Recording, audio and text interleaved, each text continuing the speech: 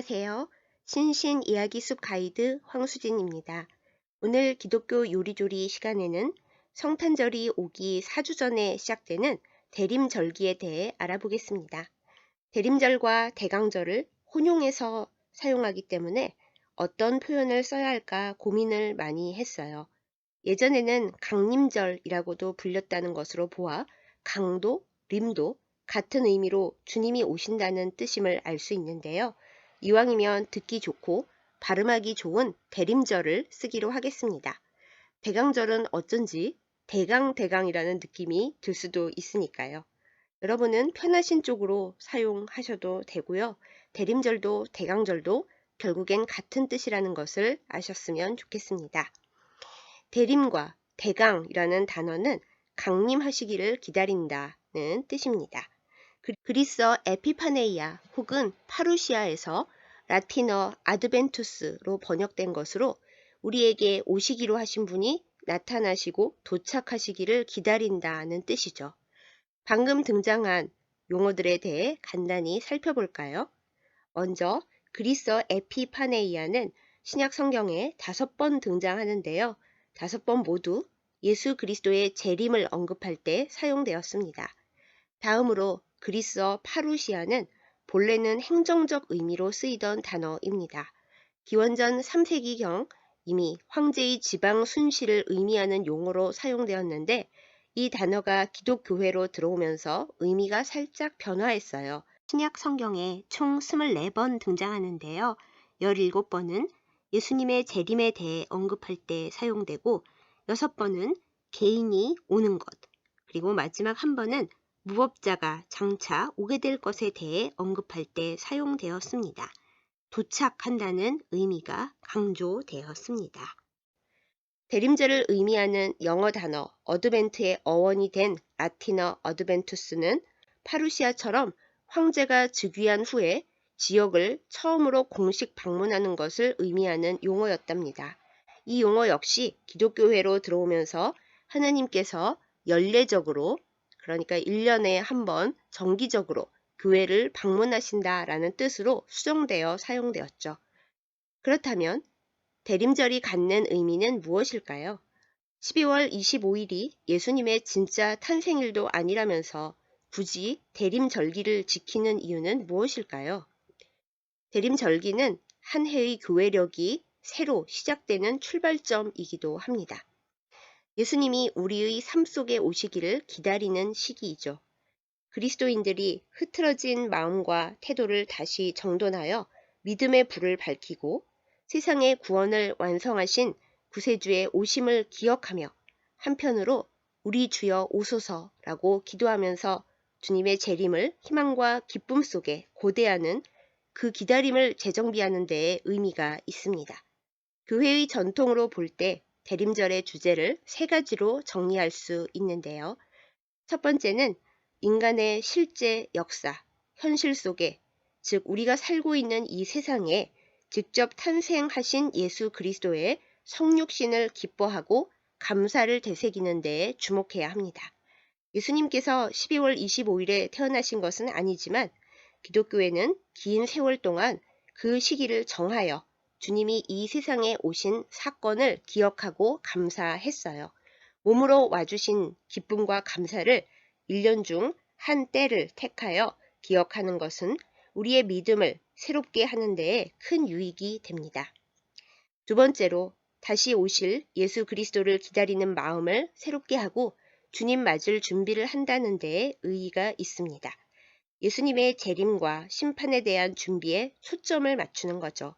다시 오실 주님에 대한 기다림은 온 세상이 다시 찾게 될 평화와 하나됨에 대한 소망의 기다림이며 완성에 대한 기대를 의미합니다.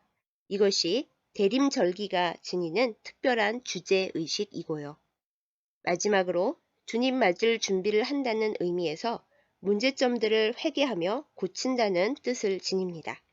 깨끗하고 온전한 신앙의 자세를 바르게 하도록 예비하는 시기로서 기쁨의 의미가 내포되어 있습니다. 그럼 이런 대림절기는 언제 어떻게 시작된 것일까요? 대림절의 기원은 크게 2가지로 나누어 볼 수 있는데요. 지금의 프랑스 지역인 갈리아 지방에서 발달한 전통은 동방 박사들이 아기 예수님을 뵈러 왔다고 하는 주현절 1월 6일을 성탄축일로 기념하던 4에서 6세기경부터 6주간의 대림절을 지냈다고 합니다. 그러나 서방 기독교 전통에 직접적 영향을 준 것은 아무래도 로마 전통이지요. 로마 전통에서는 로마의 태양신 축일이었던 12월 25일을 예수 그리스도의 탄생 축일로 기념하다가 점차 이 축일을 위한 준비 기간을 정하게 되었고, 대림절이 교회력의 공식적인 절기로 정착된 것은 6세기 그레고리 교황 때부터였습니다. 이때부터 대림 시기에 사주가 확정되었죠. 고대의 그리스도인들은 우리 주여 오소서 마라나타라고 기도하면서 주님의 다시 오심을 희망과 기쁨 속에서 고대하였고, 이 의미를 대림절기에 그대로 담았습니다. 그런데 중세에는 기독교 신앙이 기쁨보다는 죄에 대한 회개와 심판에 대한 공포 쪽으로 상당히 치우쳤어요. 따라서 재림을 하나님의 심판의 날로 여겨서 대림절기 또한 공포와 전율 속에 맞이하는 것으로 의미가 무겁고 어둡게 변화되었죠. 요즘의 대림절에는 상상도 할 수 없는 일이지만 고대와 중세에는 특히 갈리아 전통에서 대림절에 사순절처럼 금식도 하고 고행도 하고 금욕 생활도 했대요. 그러나 종교개혁 이후로 대림절기는 다시 기쁨과 소망의 의미를 회복합니다. 적지 않은 분들이 대림절은 로마 가톨릭 교회에서나 지키는 것이지 개신교는 지킬 필요가 없다고 생각하시는데요. 종교개혁자들은 그렇게 생각하지 않았습니다. 차라리 서방 전통이니까 우리는 안 지키겠다는 쪽이 오히려 설득력이 있는 것이지, 대림절기에 관해 가톨릭 교회와 개신교회는 견해를 달리하지 않는다는 것 꼭 기억해 주세요. 현대에 이르러서 대림절기는 예수님의 성육신을 기억하고 축하하는 기념적 성격과 다시 오실 주님을 소망으로 기다린다는 미래지향적이고 종말론적인 성격이 상호 절충 조화되고 있습니다. 특히 초대 교회의 대림절을 특징 지었던 기쁨이 부각되고 있습니다. 자, 이번에는 주변부로 살짝 눈을 돌려서 동방교회와 서방교회의 대림절기를 비교해 보겠습니다. 서방의 대림절기의 중심이 된 로마 전통의 대림절은 갈리아, 스페인 등 유럽의 다른 지역이 고행부터 했던 것과는 달리 절기로 먼저 세워졌다는 점이 특징입니다. 예배 먼저였다는 거죠. 한편 동방교회에서는 애초에 성탄절 자체를 서방처럼 강조하지 않습니다. 동방교회는 삼위일체 하나님 중심적인 전통을 지니고 있어서 이러니 저러니 해도 예수 그리스도 중심적인 서방과는 차이가 좀 있죠. 그래도 성탄을 준비하는 전통이 아예 없는 것은 아닙니다. 동방교회 중 비잔틴 전통에서는 성탄 전주일에 아담으로부터 요셉에 이르기까지 옛적에 하나님 마음에 들었던 모든 선조들을 기억하는 시간을 갖는다고 합니다. 시리아 전통에서는 성탄전 주간들을 예고 주간들이라고 부른다고 하네요.